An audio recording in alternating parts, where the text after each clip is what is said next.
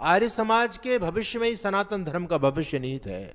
आर्य समाज के भविष्य में ही देश का भविष्य निहित है। यदि आप इस सनातन वैदिक धर्म संस्कृति को बचाना चाहते हो तो आपको आर्य समाज को बचाना पड़ेगा। आर्य समाज के सिद्धांतों का जन जन तक प्रचार प्रसार करना पड़ेगा। जो लोगों के दिमाग में जो जहर भरा जा रहा है, कुछ अपने गद्दारों के द्वारा, कुछ विधर्मी लोगों के द्वारा, उनके दिमाग से जहर को निकाल करके आर्य समाज की तरफ उनको जोड़ना पड़ेगा। तब आपका धर्म, देश, संस्कृति और संतति बच पाएगी। बाकी दूसरा कोई रास्ता नहीं है। कितना बड़ा षड्यंत्र है। कहते हैं जी आर्य समाज मूर्ति पूजा का खंडन करता है। क्या कबीरदास जी ने मूर्ति पूजा का खंडन नहीं किया? नानक देव जी ने नहीं किया? क्या आदि गुरु शंकराचार्य ने नहीं किया? सबने किया। दादू जी ने किया। ऐसा कौन सा महापुरुष था जो विद्वान होते हुए मूर्ति पूजा का खंडन नहीं किया? कबीरदास जी तो कहते हैं पत्थर पूजे हरि मिले तो मैं पूजूं पहाड़। इससे बड़ा और क्या प्रहार हो सकता है मूर्ति पूजा पर? लेकिन कोई ये नहीं कहता कबीरदास जी ने मूर्ति पूजा का खंडन नहीं किया। हम कबीरदास जी को नहीं मानते जी, क्योंकि मूर्ति पूजा का खंडन किया। कोई नहीं कहता। नानक देव जी ने खूब खंडन किया, दादू जी ने किया, शंकराचार्य ने किया, और तो और स्वामी विवेकानंद जी ने भी किया।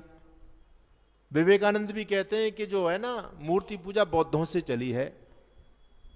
ये बुत जो शब्द है, जो इस्लाम के मानने वाले जो बुत भंजक हैं, मूर्तियों को तोड़ने वाले हैं, बुत कहते हैं मूर्ति को, कहते हैं ये बुत शब्द बौद्ध से आया है। इससे पहले मूर्ति पूजा नहीं थी देश में। और स्वामी विवेकानंद कहते हैं कि मूर्ति पूजा करना बाल बुद्धि लोगों का काम है। तो सभी लोगों ने मूर्ति पूजा का विरोध किया, लेकिन लोगों ने टारगेट केवल ऋषि दयानंद सरस्वती और आर्य समाज को बनाया। और मैं लोगों से कहता हूं कि आर्य समाज ने तो कभी मूर्ति पूजा का खंडन किया ही नहीं। आर्य समाज ने तो मूर्ति पूजा करनी लोगों को सिखाई। इस धरती पर कोई सच्चा मूर्ति पूजक होता है तो वो आर्य समाजी होता है। बाकी आर्य समाजी से इतर जितने भी लोग हैं वो मूर्ति पूजा करते ही नहीं, उनको पता ही नहीं मूर्ति पूजा क्या होती है। इस संसार में दो प्रकार की मूर्तियां हैं। एक मूर्ति भगवान के द्वारा बनाई गई है और एक मूर्ति इंसान के द्वारा बनाई गई है। समझ में आ रही है मेरी बात आप लोगों के?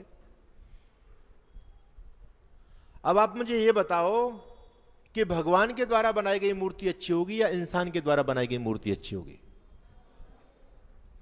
भगवान के द्वारा बनाई गई मूर्ति न केवल अच्छी होगी बल्कि भगवान के द्वारा बनाई गई मूर्ति सच्ची भी होगी। इंसान तो नकल करता है बस।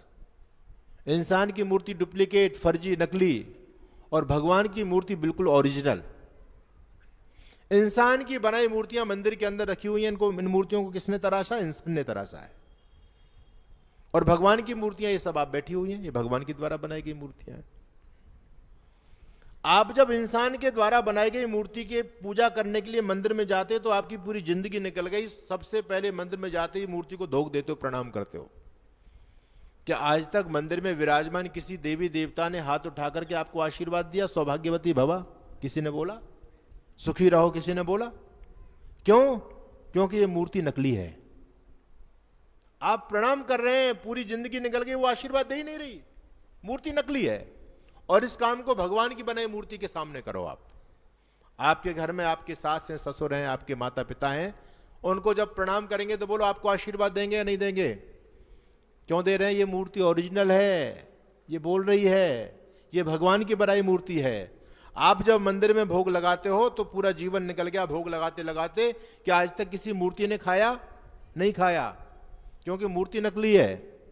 और आप अपने घर में जो भगवान की बनाई मूर्तियां हैं, आपके बड़े बुजुर्ग लोग, इनको बढ़िया खिलाओ, खीर बना करके खिलाओ, हलवा बना करके खिलाओ। वो लोग खाएंगे या नहीं खाएंगे? क्योंकि ये मूर्ति ओरिजिनल है, सच्ची मूर्ति है। तो आर्य समाज तो सच्चा मूर्ति पूजक है। जो वास्तव में रियल मूर्ति है उसकी पूजा आर्य समाज करता है।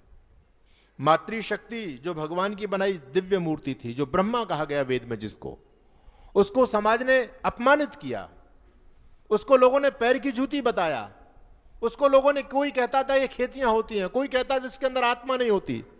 और हमारे सनातन धर्म के अंदर भी लोगों ने कहा नारी की छाया पड़त, अंधा होत भुजंग, और कबीरा उनकी कहा गति जो नित नारी के संग।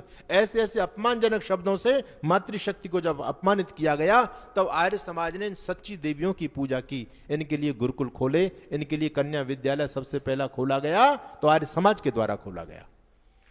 आज भी आर्य समाज के द्वारा कितने वृद्धाश्रम चलते हैं, जिन बुजुर्गों की घर में कोई सेवा नहीं हो रही, वो भगवान की बनाई मूर्तियां जब ठुकराई जा रही हैं समाज के अंदर, तो उन मूर्तियों को आश्रय देने का काम हमारे समाज कर रहा है। हमारे कितने सारे वृद्धाश्रम चलते हैं, और जो अनाथ बच्चे हो जाते हैं वो भी भगवान की मूर्तियां हैं। उनके लिए दुनिया का सबसे बड़ा अनाथालय आज भी आर्य समाज के द्वारा चलता है, और दुनिया का सबसे पहला अनाथालय आर्य समाज के द्वारा ही स्थापित किया गया।